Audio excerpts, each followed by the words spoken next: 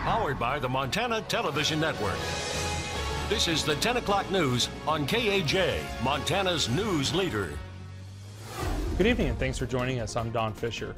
Our top story tonight, voters have approved a nearly $16 million bond to rebuild this summer's middle school. The votes were 958 for and 870 against. 4,500 ballots were mailed out altogether. School administrators say this money will allow them to build a school that is a safe, modern learning space that meets 21st century educational needs. It will also allow them to build a new cafeteria that will include enough room for all students to eat lunch together, as well as allow for space for community get-togethers. The total cost taxpayers will incur will be about $160 a year on a $200,000 house.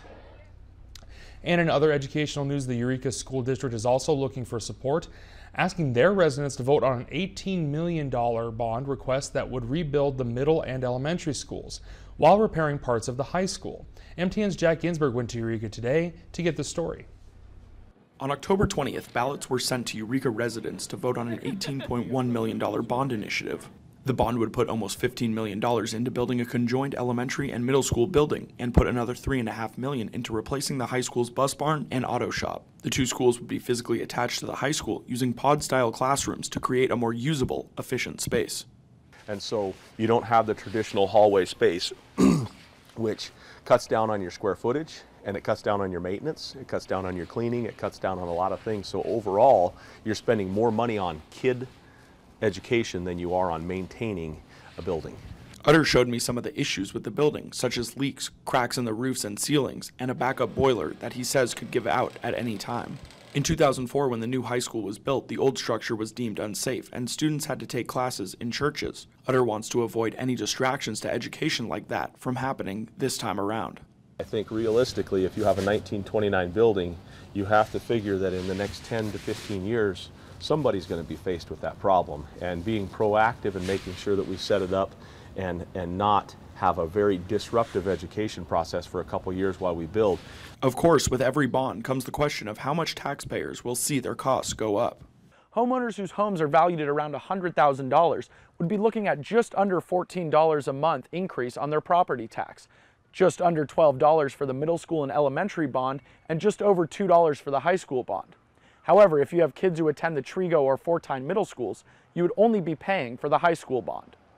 Doing this for our kids seems more logical than putting a Band-Aid on basically a bullet wound is kind of what we have right now. And so we need to do more than just put Band-Aids on it. And so we're looking at building new so that we can have, hopefully something set up for the next 75 years of education here in Eureka. The ballots have been sent out and the public information meeting has concluded. The future of Eureka's public schools now lies in the hands of the voters. We will have to see on November 7th if the multi-million-dollar bond initiative passes or fails. Reporting here in Eureka, I'm Jack Ginsburg for MTN News.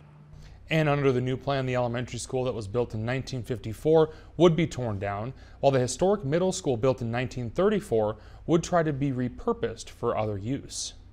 And another beautiful day out there in northwestern Montana, and more of that should be on the way. For more on that, let's take it over to Chief Meteorologist ERIN YOST with her first forecast. ERIN? Yeah, 56 for that high today, Don. That's about 5 degrees above the norm. A perfect day, if you ask me. We did see some upper level clouds streaming in from time to time, but just gorgeous. We've got high pressure to thank for that sitting off to the south-southwest of us. Things are going to change, though, as we move towards tomorrow afternoon, definitely by the evening, as a cold front races through the northern Rockies. It's actually going to give us a 1-2 punch, but I think the biggest thing you're going to notice will be an increase in wind speed. So we are looking at a windy Wednesday night into Thursday morning. Got more details coming up in your full forecast. All right, thank you very much, ERIN. It may soon cost a lot more to take in the splendor of several national parks, including Glacier and Yellowstone. The National Park Service announced they are looking at increasing fees at several highly visited national parks during peak visitor seasons. The money generated by the proposed hikes would be used to target the aging infrastructure, including roads, bridges, campgrounds, water lines, bathrooms, and other visitor services. The proposal calls for peak season entrance fees to be established at 17 national parks, including Glacier and Yellowstone's. The fees would be double the current fees to visit Glacier National Park. If approved during peak season, the entrance fee would be $70 per private vehicle. Currently, it costs only $30 to enter Glacier.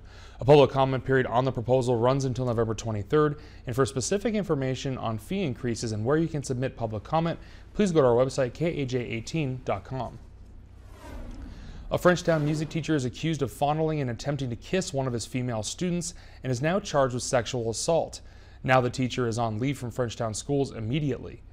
Troy Basher faces a charge of misdemeanor sexual assault, and Frenchtown school leaders say Basher is on leave with pay indefinitely. Superintendent Randy Klein says Basher will not perform any duties on behalf of the Frenchtown School District.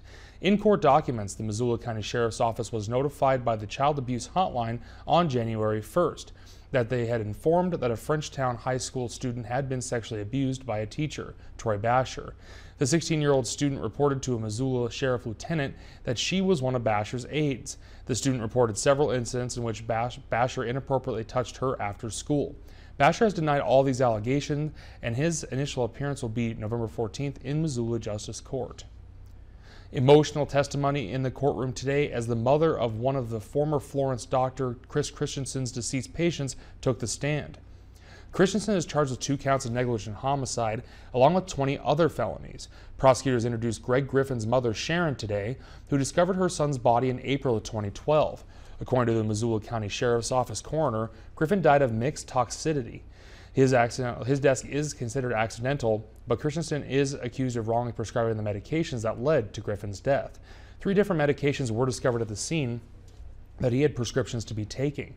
Sharon Griffin says her son had struggled with substance abuse for many years, but had been taking medications to help him get off the opioids. She described the horror of finding her son after he died. No response at all. And I shook him, still no response. And pretty soon I opened up his eyelid and I yelled at him, Greg, Greg, Greg. And so then I called 911. And Christensen's trial continues on Thursday. Coming off an unprecedented wildfire season that some climate science experts say could be the new norm, one local community in northwest Montana is taking action to better adapt their homes before the next wildfire season. MTN's Nicole Miller has the story. Living in the community of Glacier Hills, with Glacier National Park only miles away, comes with the sobering uncertainty of living in a region susceptible to wildfires. As the Sprague fire destroyed the Sperry Chalet and threatened Lake McDonald Lodge, homeowners in the neighborhood braced. Well, we're only about 18 miles from that fire, and what was going through our mind was, number one, we hope the wind doesn't change, and number two, we hope we've done enough to really be able to survive a fire should it come down on top of us. If a wildfire were to come down on top of him, Rich Baginski and his wife Carol have prepared their home to make it safer from embers and heat.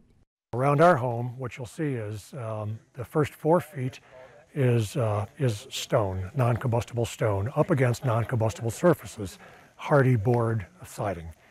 So the whole idea is to keep the flames or any potential fires away from the home, and should embers land near the home, nothing for them to be able to burn.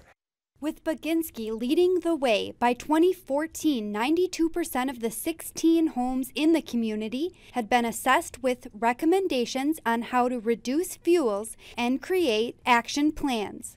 On top of preparing their homes to be fire safe, the community of Glacier Hills also contacted a company to come in and help them reduce the fuels of the forest surrounding their homes. The mitigation work that we have done here has been extensive, but I feel like it's protecting our investment and making the whole neighborhood a bit safer.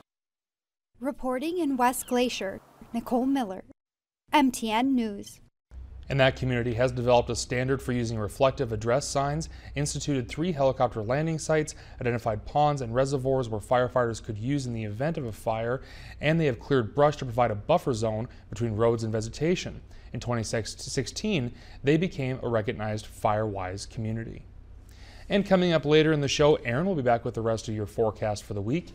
And up next, a Montana Made. We head to Clancy to learn about a lumber company that makes popular decorations for your home.